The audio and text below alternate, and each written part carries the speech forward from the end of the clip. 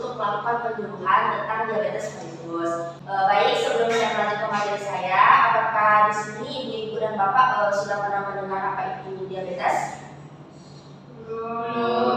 Baik, di sini penyakit diabetes mellitus atau biasa kita sebut penyakit kencing manis merupakan suatu penyakit yang ditandai dengan peningkatan kadar glukosa atau kadar gula di dalam darah.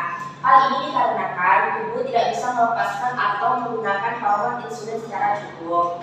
Selanjutnya, penyebab dari penyakit diabetes itu sendiri adalah terjadi akibat gaya hidup atau gaya hidup yang tidak sehat yang bisa menyebabkan turunnya kadar gula dalam darah dan berada di atas ambang batas normal yang bersifat kronis dan jangka panjang.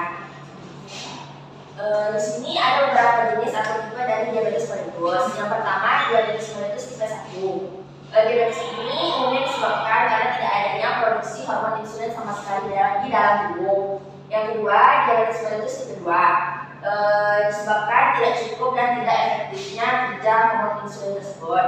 Yang ketiga, ada diabetes mellitus gestasional. DM yang terjadi atau diabetes mellitus yang terjadi saat kehamilan. Yang terakhir ada diabetes mellitus tipe lainnya, yaitu disebabkan oleh pemakaian obat-obatan, penyakit lain-lain dan sebagainya.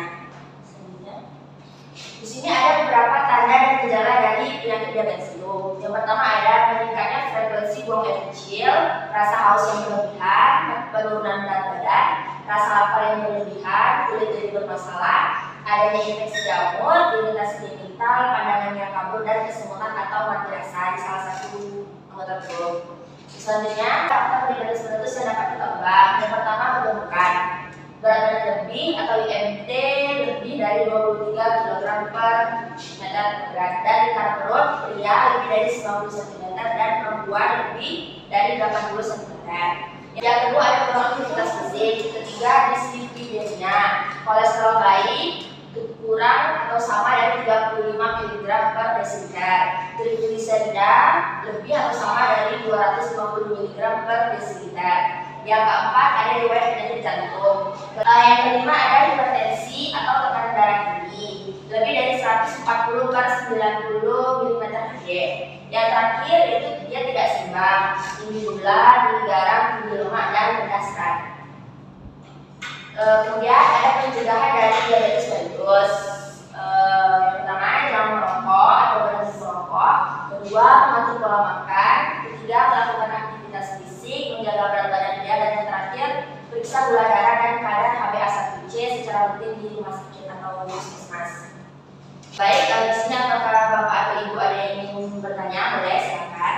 Itu baik ibu, silakan perkenalkan diri terlebih dahulu. Nama saya Tiara Delia, Bu. Izin bertanya, Bu. Tadi kan ada diabetes mellitus, Bu. Apakah diabetes mellitus itu sifatnya keturunan atau memang, Bu? Baik. Di sini saya akan menjawab ya, Bu.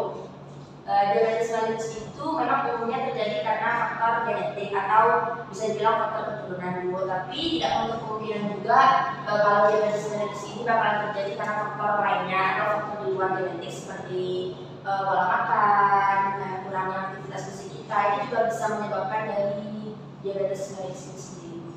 Bagaimana Ibu? Terima kasih. Apakah ada lagi dari Bapak Ibu yang ingin bertanya? Baik. Apakah dari Bapak dan Ibu sekalian ada yang bisa menjelaskan atau mengulangi kembali materi penjelasan yang telah saya berikan barusan? Baik, kepada Bapak boleh untuk memperkenalkan diri terlebih dahulu. Yes, baik. Kenalkan saya Asraf. Di sini saya akan berusaha untuk memberikan kesimpulan pada materi hari ini. Diabetes mellitus itu merupakan tingginya kadar gula dalam darah yang ditandai dengan rasa haus berlebihan, penurunan berat badan, rasa lapar yang berlebihan, kulit jadi bermasalah dan lain sebagainya. Itu faktornya juga karena ada pengaruh genetik atau keturunan dan bisa karena pola makan. Mungkin itu yang dapat saya. Baik, terima kasih kepada Pak Asraf. Baik, di sini berarti sudah dapat dipastikan Bapak dan Ibu sekalian sudah paham atas materi yang telah saya berikan tadi. Baiklah, di sini saya punya leaflet yang bisa Bapak dan Ibu baca sekalian.